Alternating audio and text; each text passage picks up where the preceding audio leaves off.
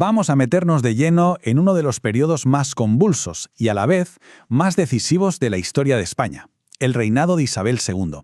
Fue una época que en el fondo era un auténtico campo de batalla, un pulso constante entre el orden y la libertad, entre la tradición y la modernidad. Vamos, el primer gran intento, con todas sus luces y sombras, de construir un Estado liberal. Para no perdernos en este lío, aquí tenemos la hoja de ruta. Fijaos bien en el ritmo, porque lo dice todo. Empezamos con una larga década conservadora, luego un estallido progresista muy breve pero intenso, después un intento de buscar el centro y al final el colapso. Es un péndulo político que no para y que va a definir todo el reinado. Así que, ¡empezamos! Bueno, pues el reinado de Isabel II arranca en 1843. Y ojo, la reina es una niña de apenas 13 años. Desde el primer minuto, el panorama es de una inestabilidad tremenda. De hecho, casi se podría ver este periodo como el gran laboratorio político del siglo XIX en España, un lugar donde se probaron y fracasaron casi todas las fórmulas para gobernar el país. A ver, para entender bien lo que va a pasar, hay que tener claras las reglas del juego. Primero, el partido moderado, que era el más conservador, es el que corta el bacalao la mayor parte del tiempo. Segundo, la reina no era para nada una figura decorativa, Al contrario, se metía en política, y mucho, y casi siempre para barrer a favor de los moderados. Tercero, el poder, en teoría, se compartía entre la corona y las cortes, es lo que llamaban la soberanía compartida. Y por último, y esto es fundamental para entenderlo todo, la política era un club muy, pero que muy exclusivo, para una élite de burgueses adinerados y poco más. Vale, pues nos metemos de cabeza en la primera gran etapa, la década moderada. 10 años en los que había una obsesión por encima de todo lo demás, el orden. Hay que pensar que veníamos del caos de las guerras carlistas, así que su gran proyecto era construir un Estado fuerte, centralizado y controlado desde Madrid. Y si esta década tuviera un protagonista, sin duda sería él, el general Ramón María Narváez. Un militar de carácter autoritario, al que llamaban el Espadón de Loja, que fue el verdadero cerebro y brazo ejecutor de este nuevo Estado. Esta tabla resume perfectamente la gran batalla ideológica de todo el reinado. Es que son dos mundos. Por un lado, los moderados. Poder compartido, Estado centralizado a tope y que vote muy poquita gente. Y en la otra esquina, los progresistas. Querían que el poder estuviera en la nación, lo que llamaban soberanía nacional. Defendían más libertades y, claro, que pudiera votar más gente. Toda la política de la época es una tensión constante entre estas dos visiones de España. Y aquí está el plan de construcción de los moderados punto por punto. La base de todo fue su Constitución de 1845.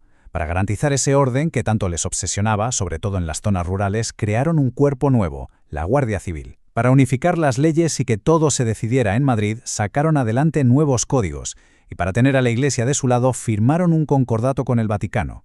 Como se ve, todo iba en la misma dirección, concentrar el poder y el control en la capital. Pero claro, 10 años de gobierno autoritario, con casos de corrupción y mucho desgaste, pues al final todo estalla. Y así entramos en el bienio progresista. Ojo, solo duró 2 años, pero fueron 2 años de una actividad reformista frenética, una auténtica locura. ¿Y cómo empezó todo? Pues como tantas otras veces en el siglo XIX español, con un pronunciamiento militar. En este caso, la Vicalvarada, que la lideró el general O'Donnell. Este levantamiento al final obligó a la reina, a regañadientes, a llamar al poder al gran ídolo de los progresistas, el general Espartero. El péndulo político había dado un giro de 180 grados.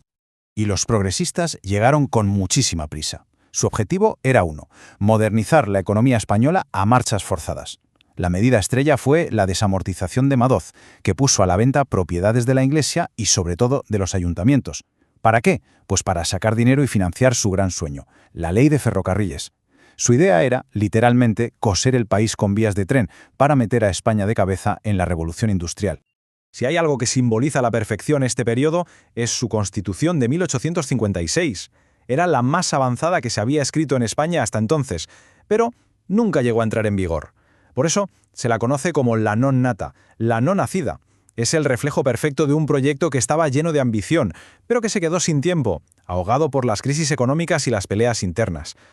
Bien, pues tras el fracaso de los progresistas, aparece un intento de buscar una tercera vía, algo intermedio. Y aquí es donde entra en juego el gobierno de la Unión Liberal. Era un partido nuevo, creado por O'Donnell, que intentaba hacer algo que parecía imposible: mezclar el orden de los moderados con las reformas económicas de los progresistas.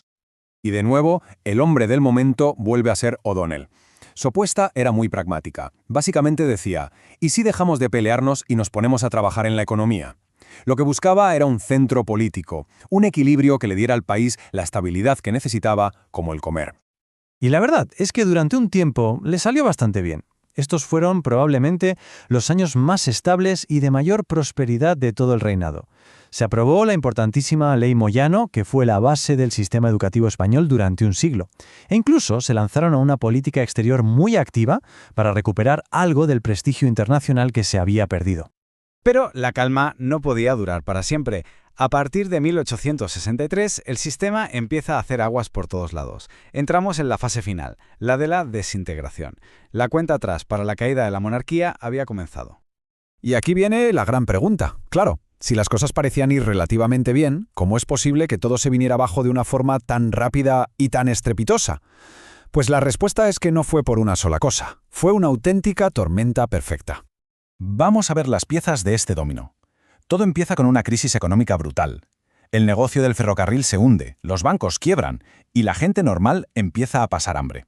Con el descontento social por las nubes, hay protestas. ¿Y la respuesta del gobierno? ¿Cuál es? Represión y mano dura. Este autoritarismo provoca algo que nadie esperaba, que toda la oposición, que hasta entonces no se podían ni ver, se unan en el Pacto de Ostende, con un único objetivo: echar a la reina. La mecha estaba prendida. El resultado fue inevitable: la Revolución de 1868, la llamada La Gloriosa. Y por si fuera poco, a esto se sumó un factor casi biológico. Justo en los años clave antes de la Revolución, se mueren los dos grandes sostenes del régimen, Narváez y O'Donnell. Sin sus dos espadones y los políticos más influyentes, el trono de Isabel II se quedó completamente desprotegido. Y este mapa mental es un resumen perfecto de todo este viaje. Si nos fijamos, todo está conectado. La década moderada y su centralismo provocan la reacción del bienio progresista. El fracaso de este lleva al intento de centro de la Unión Liberal. Y el agotamiento de todos estos proyectos, sumado a las crisis, pues desemboca en la desintegración final. Es el retrato de un país en plena construcción, buscando a tientas y a base de golpes su camino hacia la modernidad. Y acabamos con una pregunta que da para pensar. El reinado de Isabel II puso las bases de muchas instituciones que llegan hasta hoy, pero su caída abrió una etapa de una incertidumbre tremenda. ¿Fue el fracaso inevitable de un sistema político que dejaba fuera a la mayoría de la gente? ¿O fue más bien el final de una era llena de oportunidades perdidas para que España se modernizara de verdad? El debate, desde luego, sigue abierto.